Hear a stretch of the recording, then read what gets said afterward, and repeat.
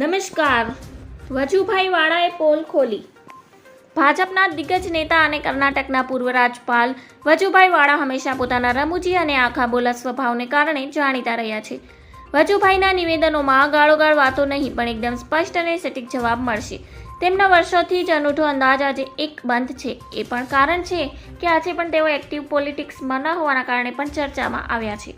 ફરી એકવાર વજુભાઈ વાળાનું નિવેદન હાલ ચર્ચા જગાવી રહ્યું છે. એટલું જ નહીં, વજુભાઈનું આ નિવેદન હાલ વાયુ વેગે સોશિયલ મીડિયા પર વાયરલ થઈ રહ્યું છે. યોગ દિવસ પર પૂર્વ રાજ્યપાલની ટકોર આવી ચર્ચામાં છે કે મહત્વનું છે રાજકોટ ગેમ ઝોન અગ્નિકાંડ પર રાજકોટ મહાનગરપાલિકાના પૂર્વ અધિકારી મનસુખ સાગઠિયા અને ફાયર ઓફિસર બીજે ઢેબા સામે આવક કરતાં વધુ સંપત્તિ મામલે ઓબીસીમાં એસીબીમાં ફરિયાદ નોંધાઈ છે. વજુભાઈ વાળાએ જણાવ્યું કે ધનની જેટલી જરૂરિયાત હોય તેટલું જ કમાવવું જોઈએ. જે લોકો ભ્રષ્ટાચાર કરે છે, લોકો મન કરતાં આત્માનું સાંભળે છે તો ભ્રષ્ટાચાર ન થાય. ધન્યવાદ. જય હિન્દ.